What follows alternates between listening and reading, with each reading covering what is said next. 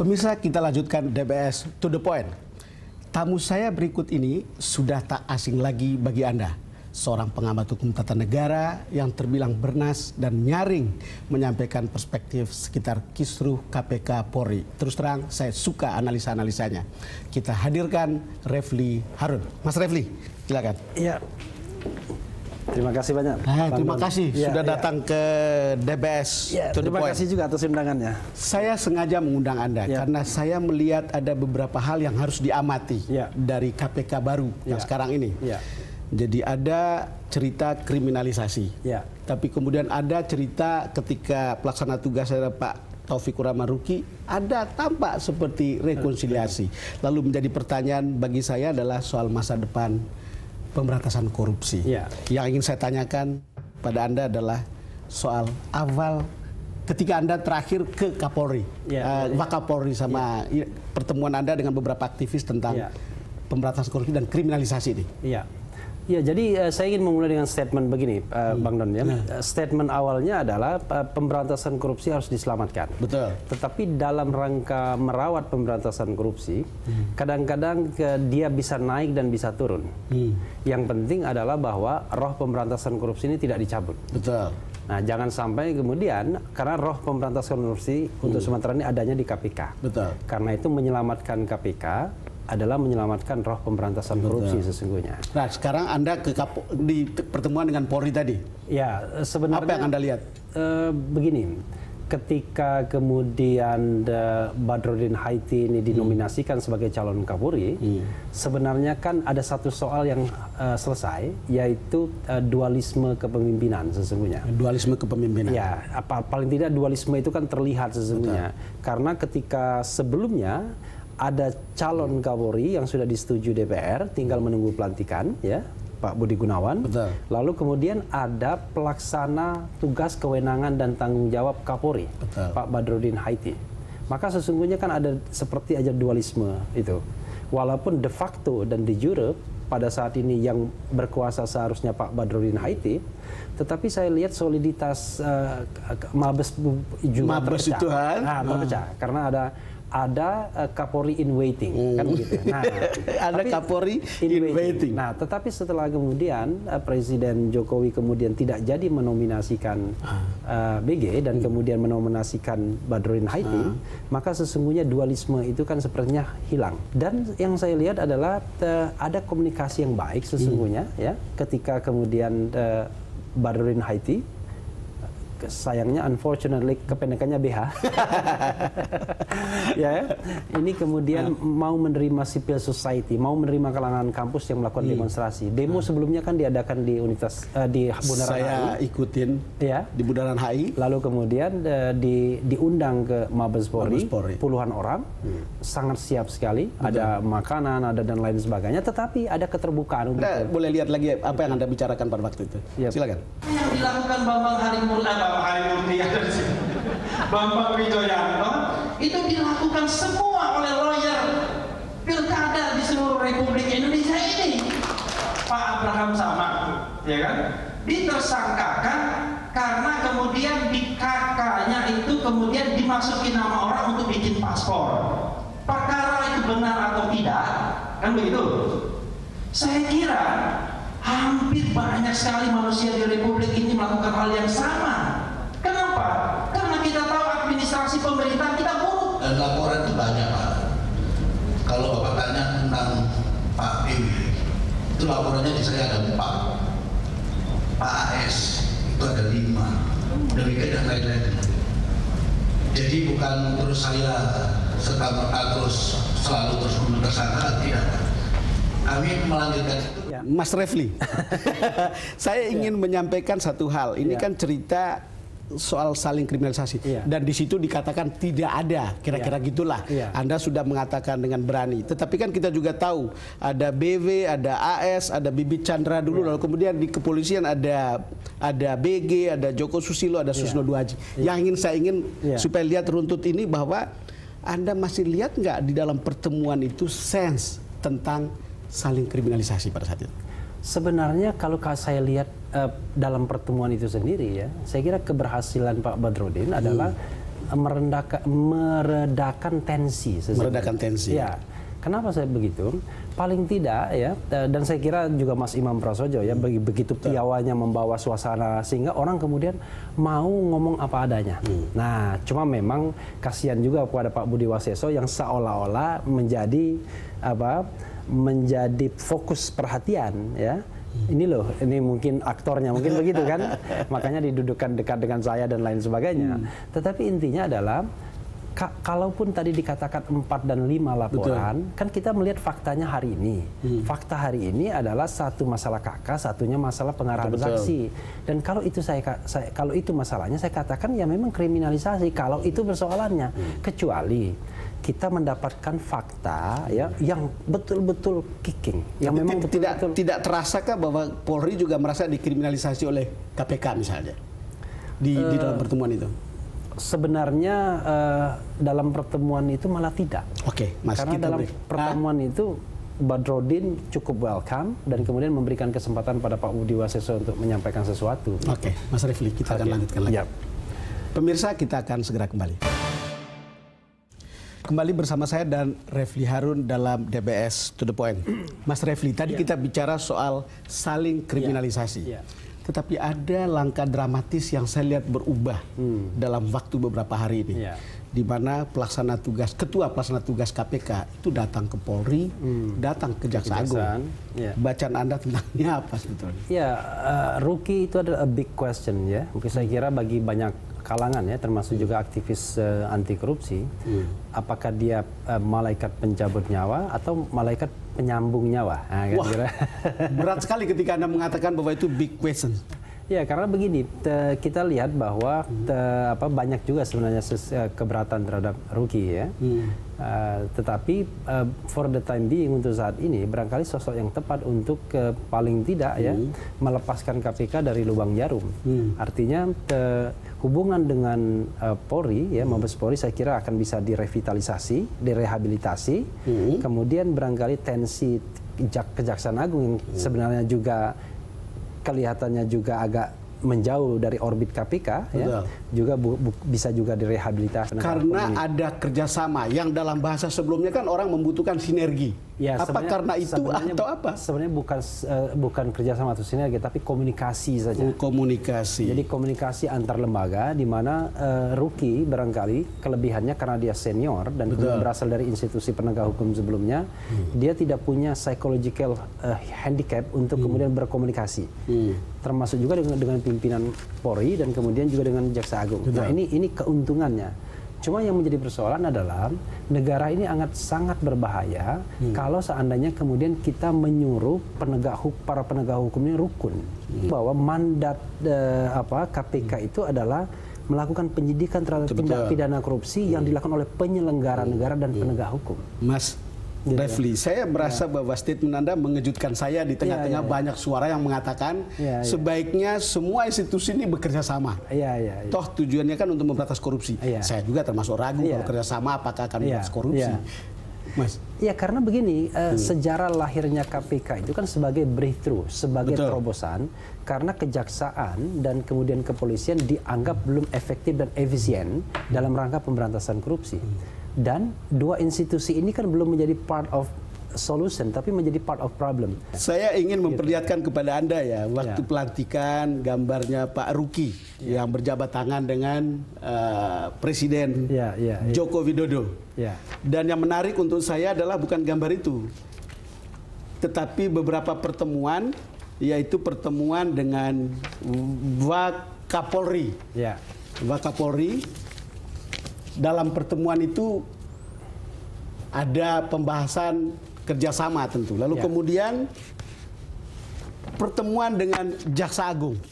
Jadi yang menarik untuk saya tadi karena Anda kemudian berlawanan dengan pandangan umum untuk mengatakan kerjasama ini justru akan membuat sinergi pemberantasan korupsi lebih baik.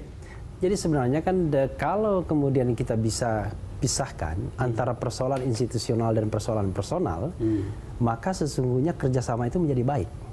Jangan sampai kemudian kerjasama ini kemudian menutupi semua kasus yang ada di Kejaksaan Agung, yang ada di kepolisian, sehingga tiga penegak hukum ini hanya mensasar penyelenggara negara lain.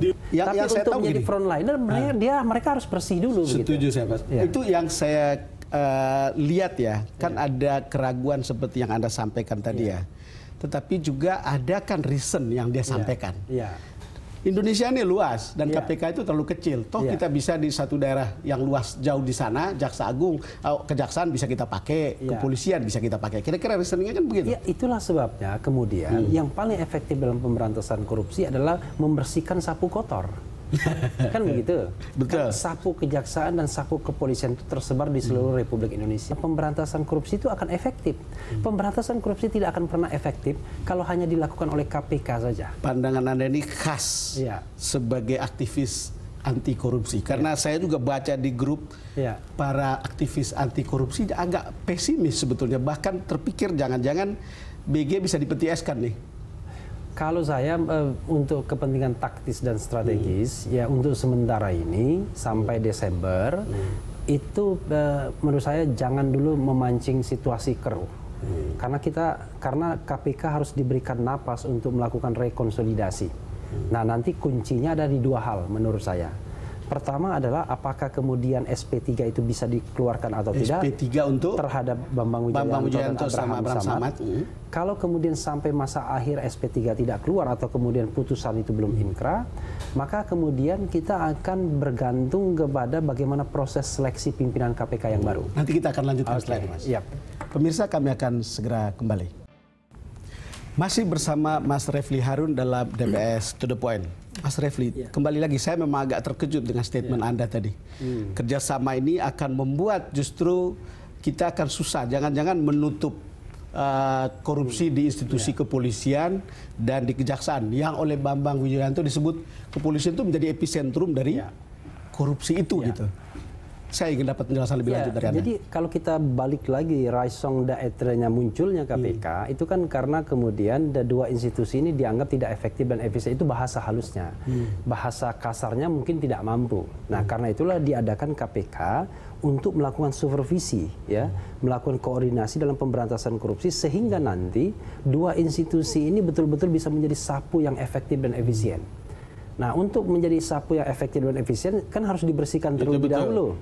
Kalau dia mesin ada overhaul dulu diganti olinya, sayangnya di mana-mana, Mas.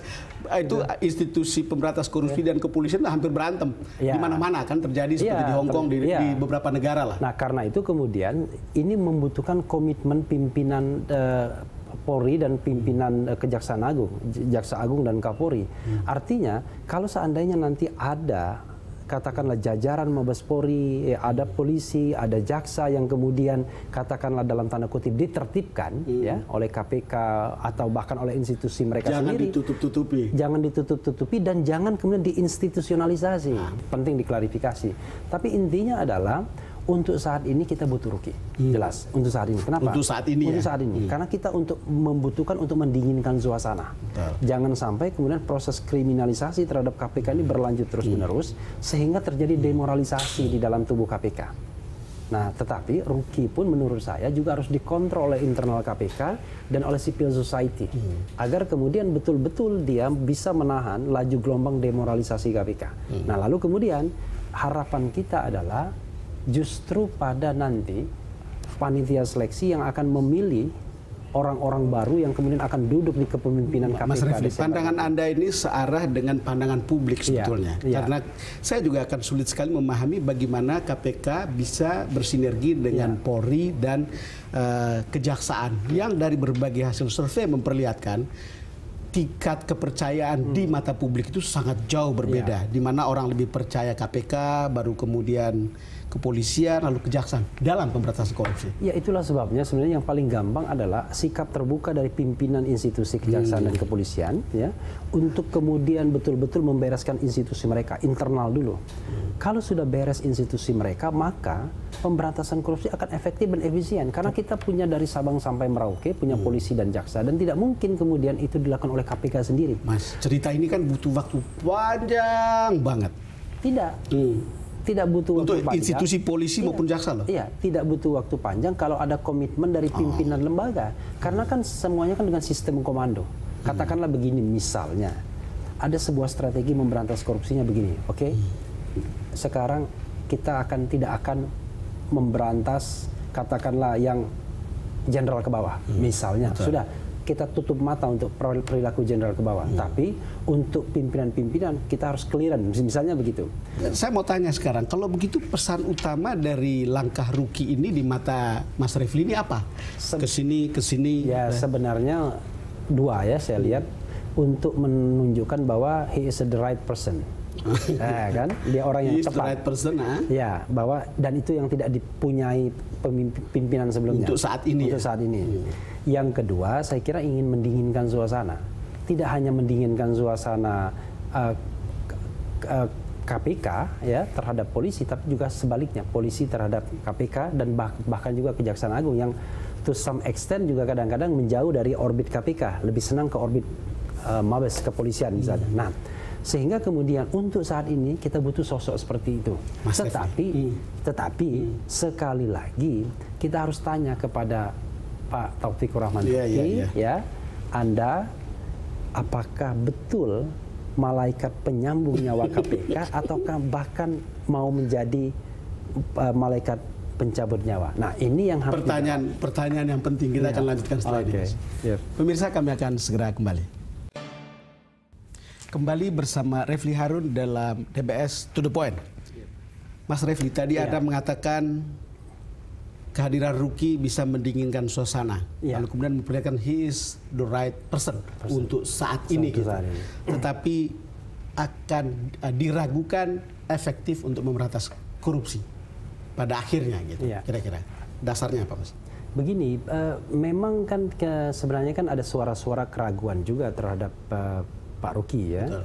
Bahkan suara keraguan itu ketika yang bersangkutan itu juga menjadi pimpinan KPK pada periode pertama.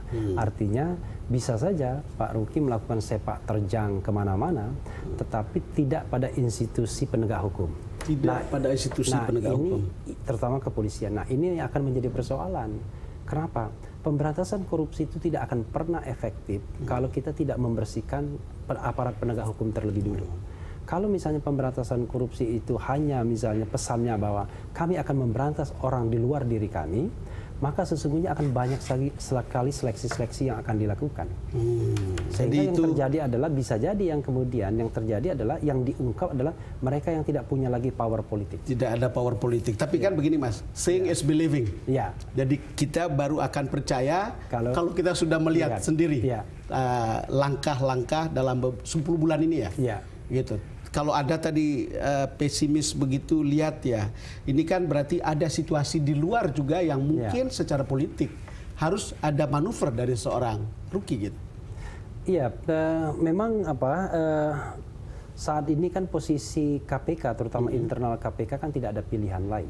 Tidak ada pilihan ya. Ya, ketika proses kriminalisasi 21 penyidik misalnya, lalu kemudian Novel Baswedan dijadikan tersangka dan lain sebagainya, maka sesungguhnya kan sangat mungkin terjadi demoralisasi. Ketika pimpinan saja yang kemudian dikriminalkan, ditersangkakan, mungkin mereka masih solid. Tetapi ketika sudah menyangkut para penyidik, yang notabene seperti misalnya Novel Baswedan, dia sudah berhenti dari polisi, lalu ditersangkakan pula. Maka orang akan berpikir bagaimana dengan anak istri dan lain sebagainya, ya kan? Nah, karena itulah kemudian kehadiran Ruki itu seperti memberikan pegangan baru ya kepada para pegawai-pegawai KPK ini ya, agar mereka kemudian demoralisasi tidak terjadi terus-menerus. Tetapi sekali lagi barangkali Ruki dibutuhkan saat ini. Nah, untuk saat depan kita membutuhkan orang yang memang punya nyali memberantas korupsi. Saya ulangi lagi, punya nyali, punya hati, ya, punya strategi, tapi juga punya wibawa dan punya komunikasi. Mas, gitu. Ketika kembali ke KPK, Ruki menjelaskan tata kerja yang baru. Coba kita dengar. Tetapi agak berbeda tugasnya dengan yang lalu-lalu. Pimpinan KPK sekarang yang berlima tidak menangani bidang-bidang penugasan KPK. Kalau dulu kan zamannya Pak Tumpak, dia menangani bidang penindakan. Pak Eri, Riana menangani bidang pengaduan masyarakat dan pengawasan internal. Amin informasi data, kemudian Pak Nasrul pencegahan. Tahun ini saya bilang ya kita garap bersama-sama. Sesuatu yang baru, kan selama ini kan mereka bagi-bagi. Ya, bidang-bidangnya. Termasuk kenapa kemudian Abraham Samad jatuh ke dalam cerita keterlibatan politik kan, karena dia yang bagian di situ. Iya. Sebenarnya begini, kalaupun ada pembagian tugas ya, selama ini yang saya lihat juga keputusan mereka tetap kolektif dan kolegial. Artinya sebenarnya ini penegasan yang bisa saja di atas lapangannya kurang lebih sama prakteknya. Jadi walaupun misalnya ini bidang pencegahan, ini bidang penindakan, tetapi ketika mereka kemudian melakukan tindakan-tindakan tertentu, itu keputusan bersama juga tetap. Nah, kurang lebih sama menurut saya. Bahkan kalau saya mengatakan seharusnya kan PLT tidak perlu melakukan langkah-langkah radikal. Betul. Artinya dia cukup menjaga, melaksanakan apa yang sudah dilakukan, dan dia mengantarkan sampai kemudian pada masa di mana nanti ada pimpinan yang definitif. Dan Ruki kan sudah mendeklar bahwa tidak ada pesan-pesan personal yang dia terima dari Presiden kan untuk jalankan tugas selama 10 bulan ini. Apa artinya untuk Anda? Begini, kita jangan membacanya dari sana. Yang harus kita baca adalah ketika misalnya Ruki ditunjuk, itu yang kita baca. Artinya pasti sosok ini acceptable for everybody, kan begitu. Jadi mungkin acceptable bagi eksekutif, acceptable bagi Mabes Polri, dia kan. Kemudian juga bagi kejaksaan dan bagi banyak pihak. Mas Refli, saya sebetulnya berharap Anda mengamati keliru tentang Ruki ini. Tetapi ada beberapa hal, kenapa harus saya undang Anda? Ketika Anda bicara tentang akil di saat-saat orang belum yakin dengan kebobrokan di MK oleh Yakil, Anda adalah orang pertama yang lakukan itu. Ketika Anda pra-peradilan kemarin, Anda adalah orang pertama mengatakan ini membuka keran untuk kemudian orang maju ke pra-peradilan, dan Surya Dharma Ali sudah menggunakan itu untuk ini. Tapi saya berusaha untuk tidak percaya sebetulnya pengamatan Anda ini. Ya, ini kan sebenarnya kan lebih pada insting dan mengamati juga ya sepak terjang. Tapi ini kan sesuatu yang bisa dipegang dari sisi common sense, sudah bisa diterima. Karena begini, intinya adalah ketika dalam masa transisi seperti ini, kan cuma dibutuhkan dua jenis tipe manusia. Dua jenis tipe manusia. Kan tidak ada pilihannya. Ruki adalah manusia yang bisa diterima. Mas Refli, menarik. Terima kasih sudah hadir ke DBS To The Point. Ya, mudah-mudahan bermanfaat semuanya ya. Pemirsa, demikian DBS To The Point kali ini. Sampai jumpa pekan depan.